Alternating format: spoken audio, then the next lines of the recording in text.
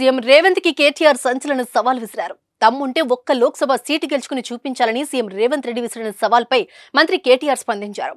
రేవంత్ మీకు దమ్ముంటే సీఎం పదవికి రాజీనామా చేయండి, మల్కాజ్గిరిలో పోటీ చేద్దామని సవాల్ చేశారు. అదే ఆయన సిట్టింగ్ సీటే కదా, దమ్ముంటే పోటీకి రావాలి అన్నారు. నేను సిరిసిల్లలో ఎమ్మెల్యే పదవికి రాజీనామా చేస్తా, రేవంత్ సీఎం పదవికి రాజీనామా చేసి పోటీకి రావాలన్నారు.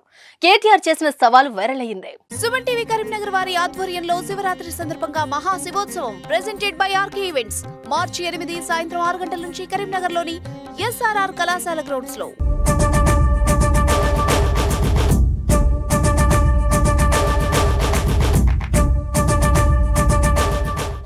గెలిచిన ప్రతిసారి మగవాడిని ఓడితే కాదు అంటావా అని ప్రశ్నించారు. కొడంగల్లో ఓడిపోయినప్పుడు మగాడవి కాదా అని మండిపడ్డారు. మగాడవైతే రైతులకు 2 లక్షల రూపాయల రుణమాఫీ చేయి, ఆడబిడ్డలకు 2,500 రూపాయలు ఇవ్వు, ముందుగా ఇచ్చిన 420 హామీలన్నీ అమలు చేయాలి అన్నారు. ఆడవాళ్లు రాజకీయాల్లో గెలవద్దా, ఇవేం మాటలని మండిపడ్డారు.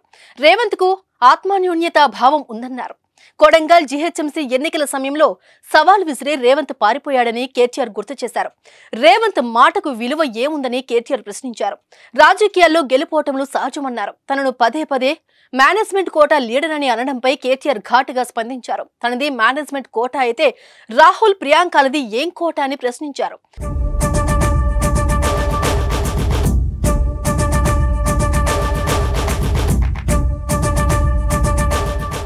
రేవంత్ది పేమెంట్ కోటా కాదా అని ఎద్దేవా చేశారు. మాణిక్యం ఠాకూర్కు డబ్బులిచ్చి పదవులు తెచ్చుకుంటే పేమెంట్ కోటా కాక మరేంటి అన్నారు.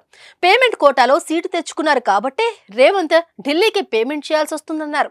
బిల్డర్లను బెదిరించాలి, వ్యాపారులను బెదిరించాలి, ఢిల్లీకి కప్పం కట్టాలి. ఇప్పుడు రేవంత్ ముందున్న టాస్క్ ఇదే అన్నారు. అందుకే భవన నిర్మాణ అనుమతులు ఆపారన్నారు. ఎన్ని అనుమతులు ఇచ్చారో చెప్పాలని డిమాండ్ చేశారు. త్వరలో బిల్డర్లు, వ్యాపారులు రేవంత్ సస్పై రోడ్ ఎక్కుతారని జోసెన్ చెప్పారు. రేవంత్ తానే సీఎం అని మాటి మాటికి చెప్పుకుంటున్నారు. ఆయనకు తానే సీఎం అన్న నమ్మకం లేదా అని ఎద్దేవా చేశారు. అయితే చేవళ్ల సభలో సీఎం రేవంత్ రెడ్డి కేసీఆర్, కేటీఆర్ పై ఘాటుగా విరుచుకుపడ్డారు.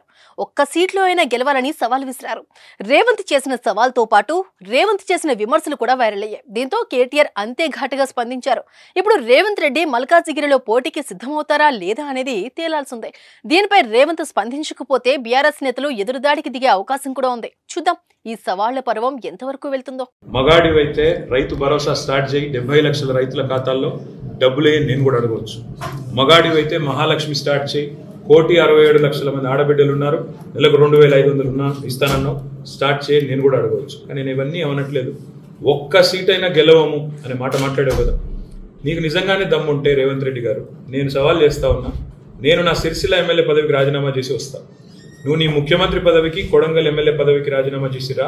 నీ సిట్టింగ్ సీటు మల్కాజ్గిరిలో ఇద్దరం కొట్లాడదాం. ఆ ఒక్క సీట్లోనే తెలుసుకుందాం. ఈ రాష్ట్రం అంతా అతలాకుతలం చేయాల్సిన అవసరం లేదు. ఆ ఒక్క సీట్లోనే నేను వస్తాను మా పార్టీ తరఫున, నీ తరఫున నువ్వురా, నీ కాంగ్రెస్ పార్టీ తరఫున.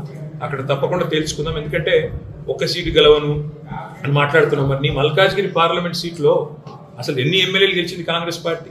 గుండు సున్నా. ఎంతమంది కార్పొరేటర్లు గెలిచారు నీ మల్కాజ్గిరి పార్లమెంట్ పరిధిలో? కాబట్టి గెలుపు ఓటములు అనే వాటిని పట్టుకొని దాన్ని ఎక్కువగా ఊహించుకొని, తన శక్తి సామర్థ్యాలు తాను ఎక్కువగా ఊహించుకొని ఇవాళ మాట్లాడుతున్న రేవంత్ రెడ్డి గారికి నిజంగానే ధైర్యం ఉంటే, నిజంగానే దమ్ము ఉంటే, తెగువ ఉంటే నువ్వు రా, కొడంగల్ ఎమ్మెల్యే పదవికి రాజీనామా చేయి, ముఖ్యమంత్రి పదవికి రాజీనామా చేయి, మన మల్కాజ్గిరిలో నీ పార్టీ అభ్యర్థిగా నువ్వు రా, నేను కూడా నా ఎమ్మెల్యే పదవికి రాజీనామా చేసి నేను కూడా వస్తాను. అక్కడే తెలుసుకుంటాను.